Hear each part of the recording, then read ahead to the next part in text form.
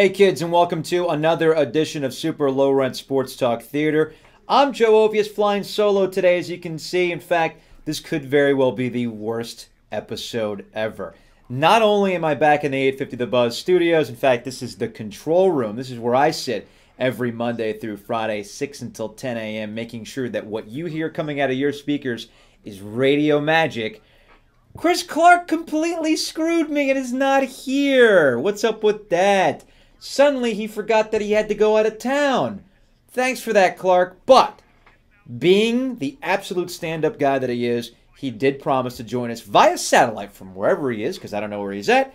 Let's see if the video hookup will actually work. The satellite tells me that it is hooked up, so let's see if we can. Let's see if the producer can actually get Clark to show up on the screen there. Chris, you there? Can you hear me? Hey, Joe. What's going on? Just hanging out here in another city of historical relevance. That's a little strange. I don't know what problems we're having here. The satellite feed tells me it's at 100%, but for some reason Chris isn't moving. But hey, at least we can get your audio, and that's what's important, and we'll get some picks. In fact, it's going to be an interesting week in college football. The last 3 weeks have been absolutely wild. The number 2 team in the country has lost 3 weeks in a row. South Florida, the latest to do it, losing to Rutgers last night. That just adds the whole BCS mess.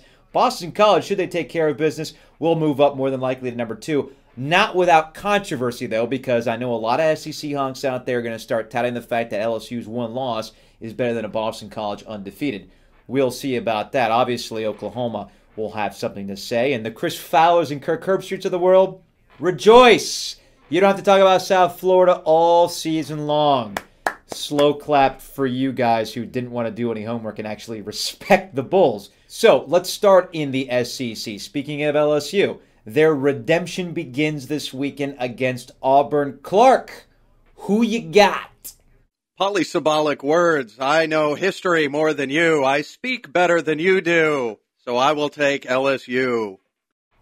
Again, still having problems with the video. That's really weird. Can you hear me, Chris? Are you sure you can hear me, Chris? Who's talking? Somebody just said something. What is that?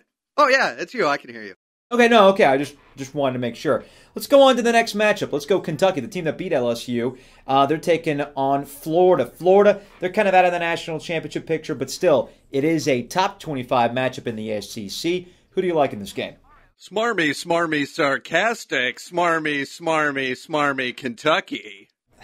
Dude, don't take that tone. Seriously, I know this is a pain in the butt that you got to do it via satellite, all right? You don't get all smarmy on me, okay? Let's move to the ACC, a game that's near and dear to my heart, a game that I've seen a couple of wide rights. Miami versus Florida State. For the first time as long as I can remember, really anybody can remember, this game is not the national exclusive game. This is a regional game. It tells you how far these programs have dropped. Chris?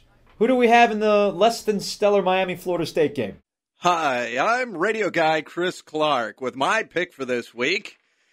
I will go with Florida State. The Seminoles look like they can be champions on Saturday.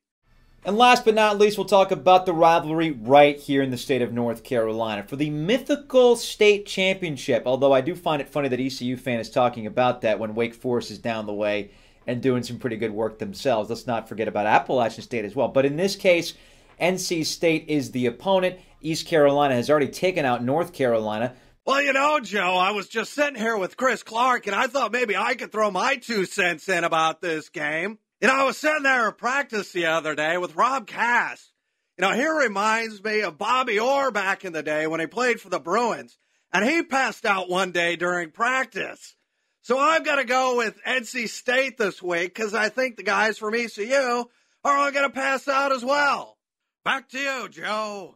Thanks, Chuck. I appreciate that. I know it's been a kind of a slow week. I know the Canes haven't played all week. You are in action tonight, but I appreciate you stopping by. I really do appreciate that. In fact, Chris, I appreciate you, my man, for being able to do this via satellite. Hopefully next week you'll be back. We can actually do it in a bar. So again, thanks, all right? Thanks.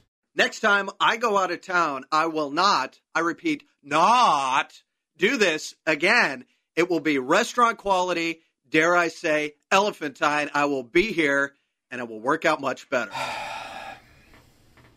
Dude, just get out of here. Anyway, sorry for the inconvenience this week, kids. We'll see you next week for another edition of Super Low Rent Sports Talk Theater.